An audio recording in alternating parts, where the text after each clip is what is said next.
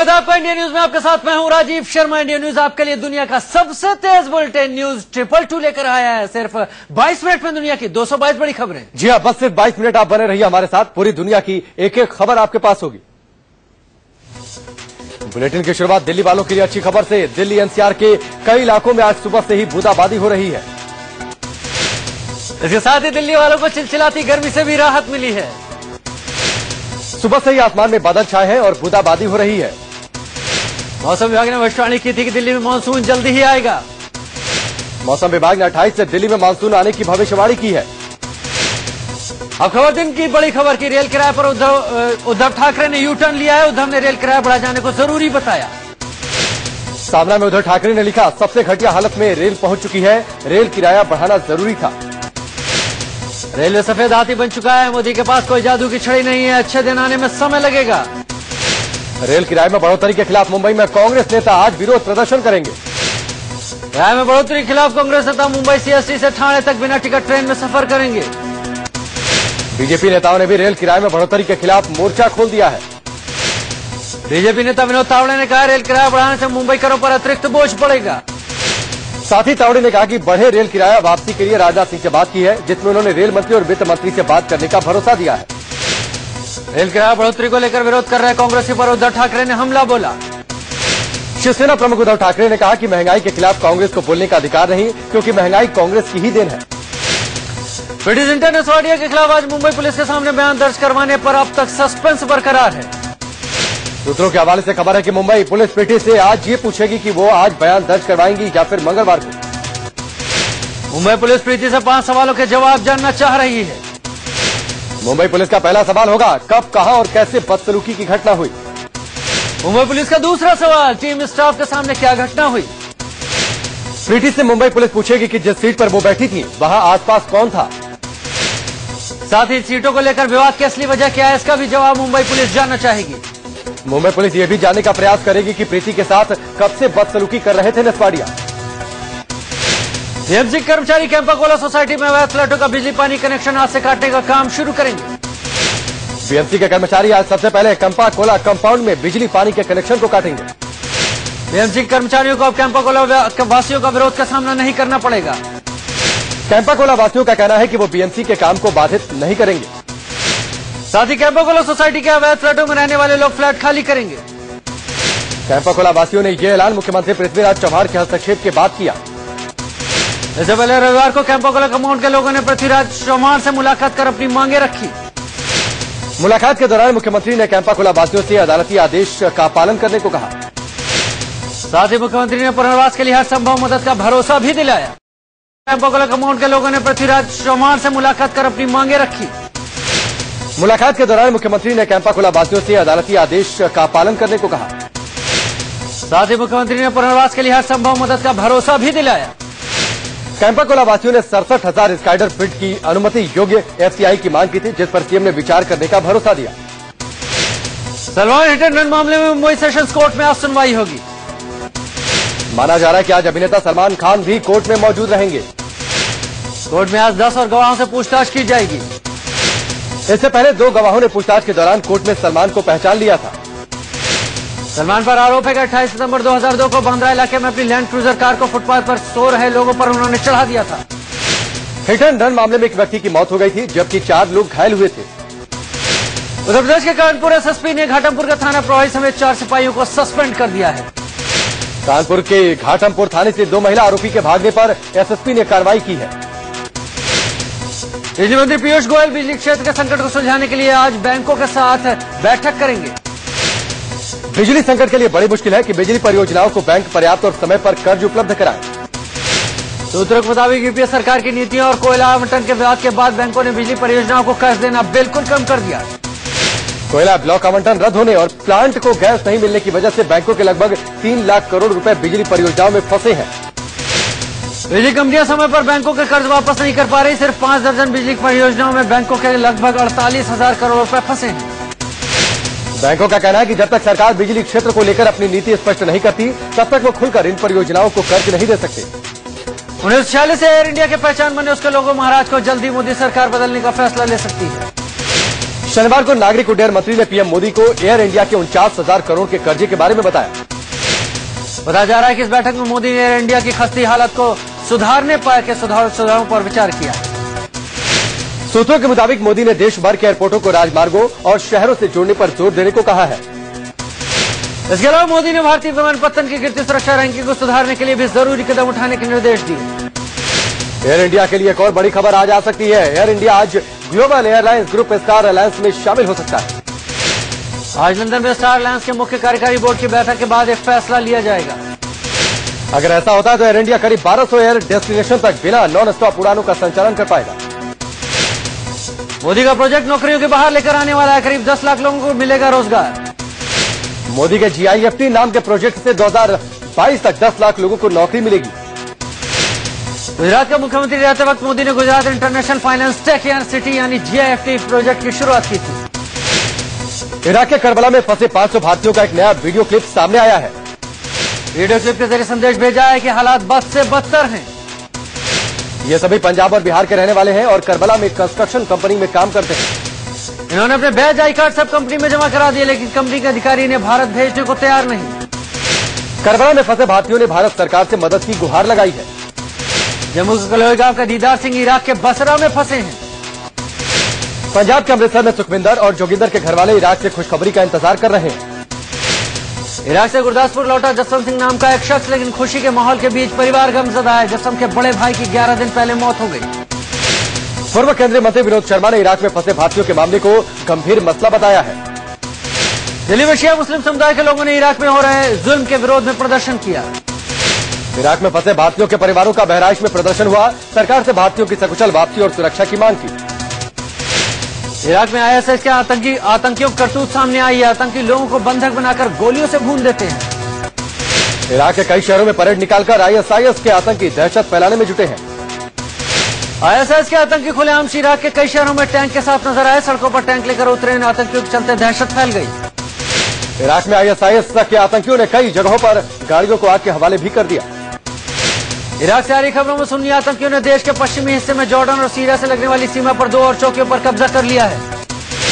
ISIS के लड़ाकों के कब्जे में अब तक कुल 3 सीमा चौकियां हो चुकी हैं। ये सभी चौकियां अनबार प्रांत में हैं। सुन्नी आतंकियों से लड़ाई में इराकी सेना को बड़ी कामयाबी हाथ लगी। सेना के एयरक्राफ्ट ने मोसुल में ISIS के ठिकाने को तबाह कर दिया। इराक में ISIS के आतंकवादियों ने भारतीयों समेत प्रवासी मजदूरों के साथ मौत का खेल खेलना शुरू कर दिया है। वहाँ काम करने वाले प्रवासियों से अरबी भाषा के कुछ शब्दों के अर्थ पूछे जाते हैं। गलत जवाब देने पर आतंकवादी गोली चला देते हैं।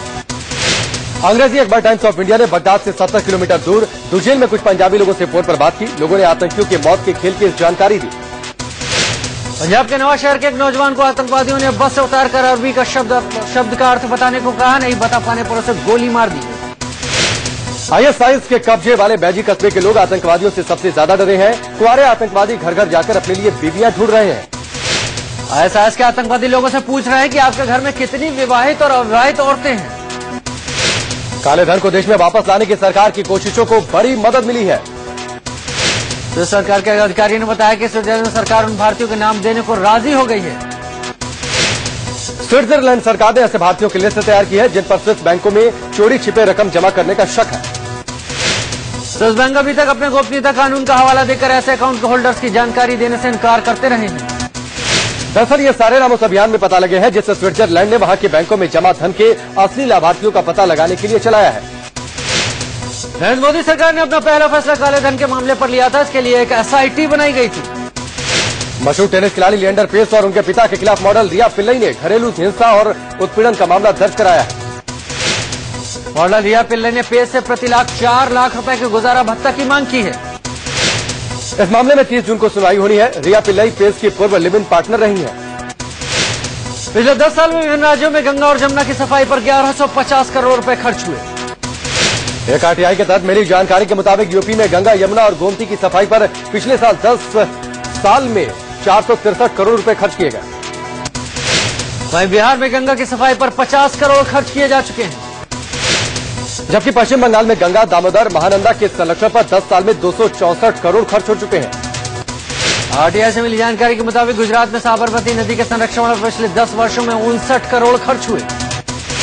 महाराष्ट्र में कृष्णा, गोदावरी, तापी, पंचगंगा के संरक्षण पर 2000 से 2001 के बीच 107 करोड़ खर्च हुए। आरटीआई के अनुसार पंजाब में सतलज नदी के संरक्षण पर इस अवधि में 154 करोड़ रुपए खर्च किए गए, जबकि तमिलनाडु में कावेरी, अडयार, बैगी, बेनाड नदियों की साफ सफाई पर 615 करोड़ रुपए खर्च किए गए। भारतीय श्रावस्ती और कुशीनगर को इंटरनेशनल टूरिस्ट हब बनाने के लिए वर्ल्ड बैंक ने 1800 करोड़ की योजना की सहमति दे दी। बुद्ध सर्किट से जुड़े वाराणसी, श्रावस्ती और कुशीनगर के अफसरों के साथ वर्ल्ड बैंक की टीम ने अहम बैठक की। दिल्ली वासियों के लिए अच्छी खबर है, अब जन्म और मृत्यु प्रमाण पत्र सीधे अस्पताल से ही मिल जाएगा। नई दिल्ली नगर पालिका के अंतर्गत आने वाले अस्पतालों में बच्चे के जन्म का प्रथम प्रमाण पत्र मुफ्त मिलेगा, जबकि मृत्यु के मामले में अब भी एनडीएमसी के तहत आने वाले अस्पताल प्रथम मृत्यु प्रमाण पत्र मुफ्त में देंगे। मृत्यु और जन्म के अतिरिक्त प्रमाण पत्र एनडीएमसी में शुल्क जमा कर हासिल किए जा सकते हैं। गाजियाबाद में पेपर लीक होने के बाद यूपी के कंबाइंड प्री मेडिकल टेस्ट की परीक्षा रद्द कर दी गई। दरअसल गाजियाबाद के इलाहाबाद बैंक और स्टेट बैंक में सीपीएमटी के पेपर रखे थे। जिस बॉक्स में ये पेपर रखे थे उस बॉक्स से छेड़छाड़ हुई थी। वाराणसी में भी सीपीएमटी की परीक्षा रद्द कर दी गई। सीपीएमटी की परीक्षा रद्द होने से गाजियाबाद से लेकर वाराणसी तक में छात्र छात्राएं निराश नजर आए। एनसीपी ने कांग्रेस में विलय के प्रस्ताव को नकार दिया है। कांग्रेस की ओर से एनसीपी के कांग्रेस में विलय की बात कही गई थी। सूत्रों के हवाले से खबर है कि महाराष्ट्र विधानसभा चुनाव को देखते हुए कांग्रेस ने एनसीपी को प्रस्ताव दिया था। मध्य प्रदेश के मुख्यमंत्री शिवराज सिंह चौहान कांग्रेस नेताओं पर छवि धूमिल करने के लिए मानहानि का दावा करेंगे। केंद्रीय श्रम मंत्री नरेंद्र सिंह तोमर ने कहा कि व्यापक घोटाले में कांग्रेसी नेताओं के आरोपों के खिलाफ शिवराज मुकदमा करेंगे। आज शिवराज जिला कोर्ट में मानहानि का मुकदमा दर्ज करवाएंगे और कांग्रेस को गलत आरोप लगाने का सबक मिलेगा। इससे पहले कांग्रेस प्रवक्ता के मिश्रा ने व्यापक घोटाले में शिवराज सिंह चौहान और उनकी पत्नी साधना सिंह के शामिल होने का आरोप लगाया था। के मिश्रा ने कहा था कि ट्रांसपोर्ट डिपार्टमेंट में 19 ऐसे लोगों की भर्ती हुई है जो सीएम शिवराज सिंह की पत्नी साधना सिंह के रिश्तेदार हैं। सीएम शिवराज सिंह चौहान ने विरोधियों के आरोपों पर पहली बार चुप्पी तोड़ते हुए कहा कि जल्द दूध का दूध और पानी का पानी होगा। कल एसटीएफ से मुरैना से 6 लोगों को गिरफ्तार किया था। पिछले 10 दिनों से लगातार गिरफ्तारियां हो रही हैं। उमा भारती ने व्यापक घोटाले में उनका नाम उछालने के लिए कांग्रेस की आलोचना की। इससे पहले कांग्रेस ने कहा था कि उमा भारती के सीएम रहते संविदा शिक्षकों की 15 नियुक्तियां उमा भारती की सिफारिश पर की गई थी। कांग्रेस महासचिव दिग्विजय सिंह ने आरोप लगाया कि शिवराज सरकार के 3 और मंत्री इस घोटाले में शामिल हैं। दिल्ली विश्वविद्यालय में 4 साल के ग्रेजुएशन के मुद्दे पर यूजीसी और डीयू के कुलपति आमने सामने आ चुके हैं। डीयू के कुलपति दिनेश सिंह अब भी 4 साल के ग्रेजुएशन कोर्स पर अड़े हुए हैं। डीयू एकेडमिक काउंसिल ने भारी मतों से यूजीसी के आदेश को मानने से इनकार कर दिया और अपने आदेश पर दोबारा विचार करने को कहा। डीयू एकेडमिक काउंसिल की वोटिंग में 10 सदस्यों ने 3 साल के ग्रेजुएशन के पक्ष में और 71 सदस्यों ने 4 साल के ग्रेजुएशन के पक्ष में वोटिंग की। इससे पहले यूजीसी ने कहा कि डीयू को 4 साल के ग्रेजुएशन से पहले 3 शर्तें पूरी करनी थी, जिसे डीयू ने पूरा नहीं किया। यूजीसी ने कहा कि 1986 के राष्ट्रीय शिक्षा नीति के तहत 10+2+3 का सिलेबस होता है। 4 साल का ग्रेजुएशन इसके खिलाफ है।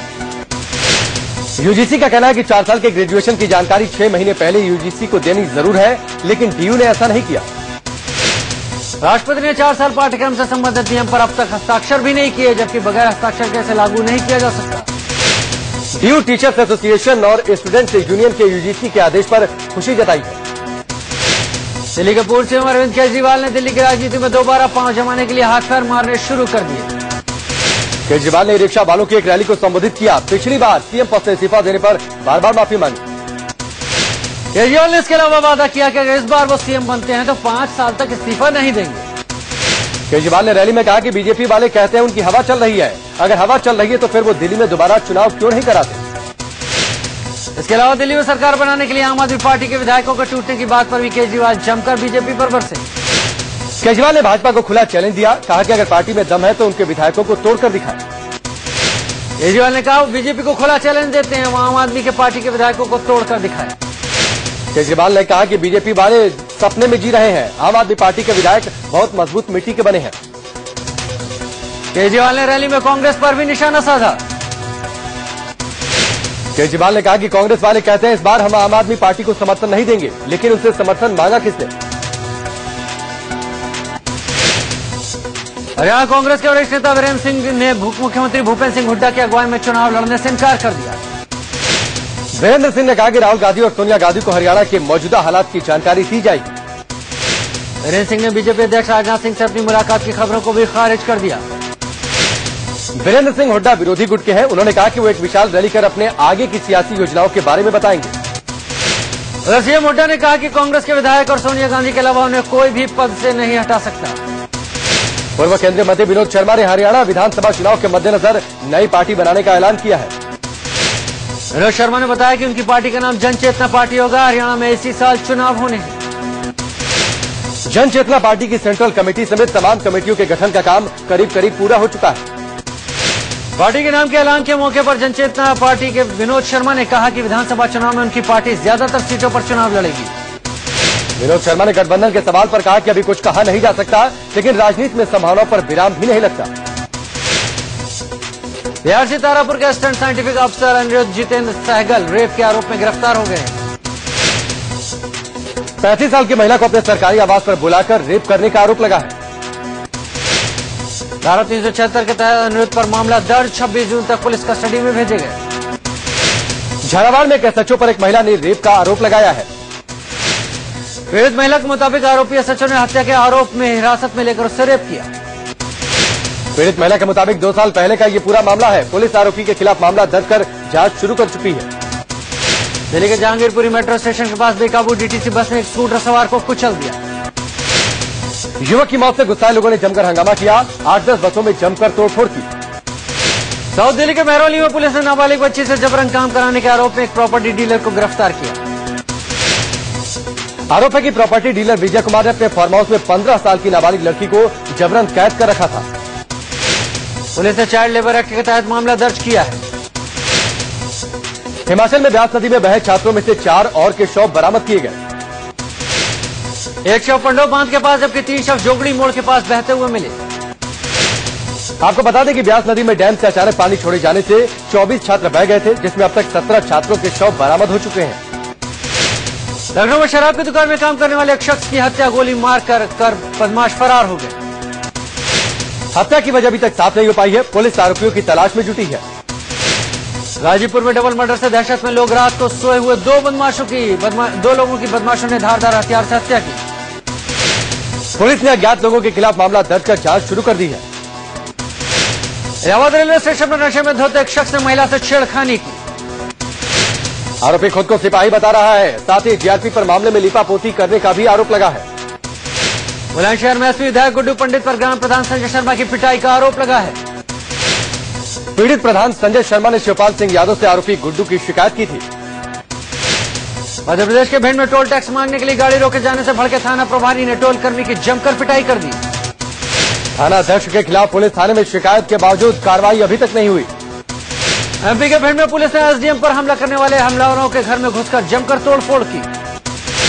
पुलिस वालों ने घर में मौजूद लोगों के साथ मारपीट भी की। 11 जून को एसडीएम पर हमला हुआ था। लखनऊ में करोड़ों की कीमती गाड़ियों के साथ 3 जालसाजों को पुलिस ने गिरफ्तार किया। पुलिस के मुताबिक ये गिरोह पहले गाड़ियों को बैंक से फाइनेंस कराता था। पुलिस वालों ने घर में मौजूद लोगों के साथ मारपीट भी की। 11 जून को एसडीएम पर हमला हुआ था। लखनऊ में करोड़ों की कीमती गाड़ियों के साथ 3 जालसाजों को पुलिस ने गिरफ्तार किया। पुलिस के मुताबिक ये गिरोह पहले गाड़ियों को बैंक से फाइनेंस कराता था, फिर फर्जी कागज बनाकर कम दाम पर बेच देता था। बाराबंकी में एक शख्स पर अपनी दोस्त को फेसबुक के जरिए बदनाम करने की साजिश का आरोप लगा। पीड़ित लड़की की शिकायत पर पुलिस ने आरोपी सार्थक राठौर को गिरफ्तार किया है। लैपटॉप और मोबाइल भी जब्त किया। कुशीनगर में तेज रफ्तार एक महिंद्रा पिकअप संतुलन खोकर पेड़ से टकराई। हादसे में 9 लोग घायल। हादसे में घायल एक शख्स की हालत नाजुक बनी हुई है। यूपी के राज्यपाल बीएस जोशी की आज आधिकारिक विदाई पूरे सम्मान के साथ होगी। सुबह जोशी को राजभवन में सेना गार्ड ऑफ ऑनर देगी, जबकि एयरपोर्ट पर पुलिस जोशी को गार्ड ऑफ ऑनर देगी।